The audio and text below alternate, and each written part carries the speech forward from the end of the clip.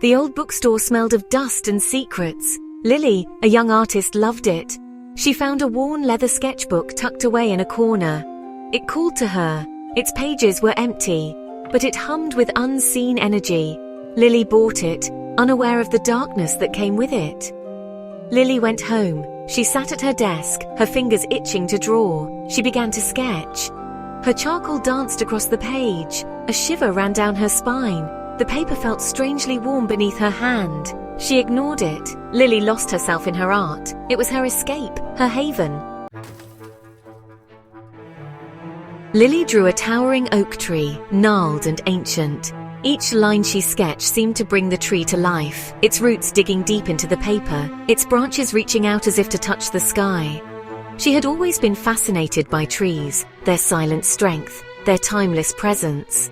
This oak, however, felt different. It felt alive.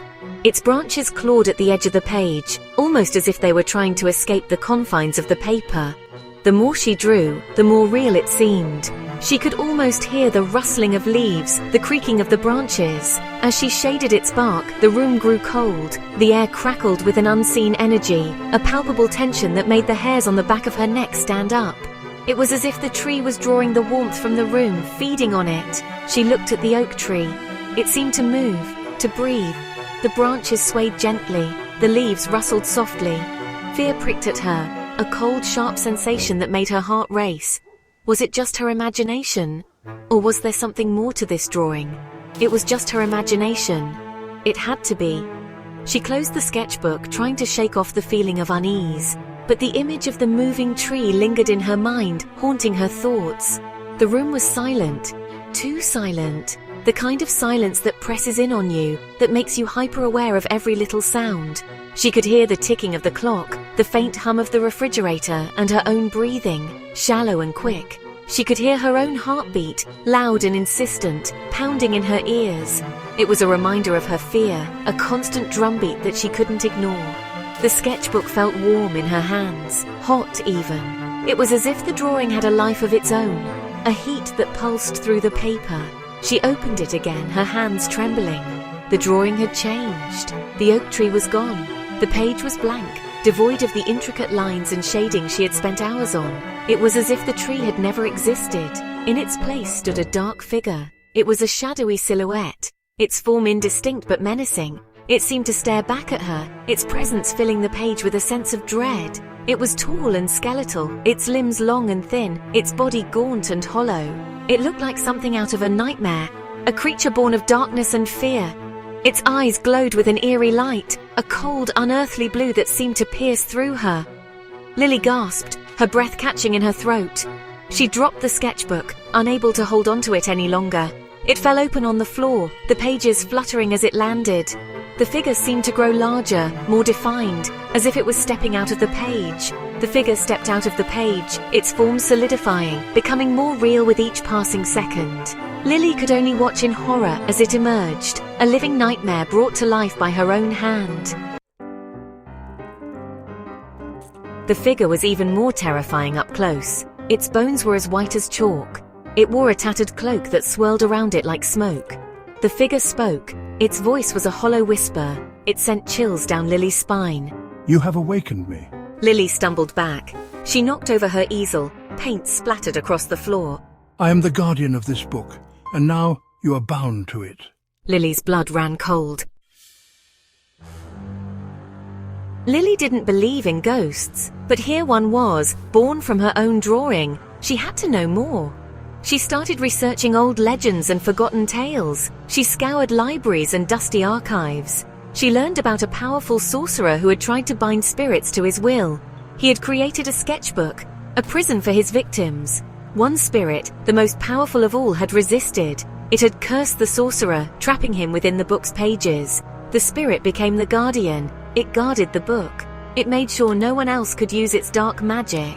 Lily realized with a jolt, the ghostly figure was the guardian, and she had unwittingly awakened it. Section 5: The Secret Room. Days turned into weeks. Lily lived in fear. The guardian rarely spoke, but it was always there watching her, its presence a suffocating weight. She couldn't escape it, not even in her dreams. One night she discovered a hidden message in the back of the sketchbook. It was faint, almost invisible. It spoke of a secret room, a place where the sorcerer's past was hidden. Lily knew what she had to do. She had to find that room. Maybe it held the key to breaking the curse. The message mentioned a symbol, a crescent moon with a star inside. It was the sorcerer's mark. Section 6. The Artist's Pact. Lily searched her apartment. She had been feeling uneasy for days, as if something was watching her, lurking in the shadows.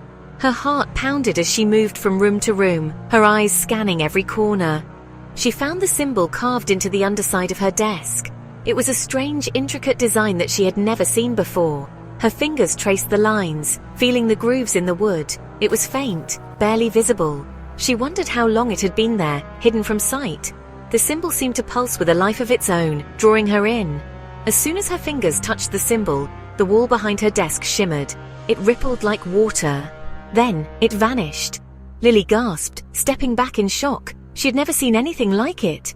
Behind it was a small, dusty room. It looked like it hadn't been touched in years. Dust motes floated in the air, illuminated by a single beam of light from a crack in the ceiling. It was crammed with strange objects, books on dark magic, vials of shimmering liquid, and other oddities that she couldn't even begin to identify.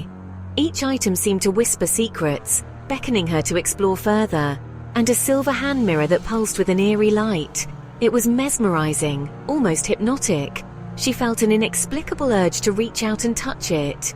This was the sorcerer's secret room. Lily stepped inside. The air grew heavy. It was as if the room itself was alive, watching her every move. She could feel the weight of centuries of magic pressing down on her. The silver mirror pulsed brighter. It seemed to react to her presence, growing more intense with each passing second. Then an image flickered to life inside it. It was the sorcerer. His face was gaunt, his eyes hollow. He looked like he had been trapped for an eternity. He looked desperate, his eyes pleading. There was a sadness in his gaze, a longing for freedom that tugged at her heart. "You hold the key to our freedom," he rasped. His voice was weak, barely more than a whisper.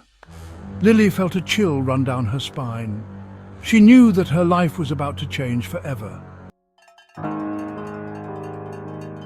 Section 7. The Final Sketch.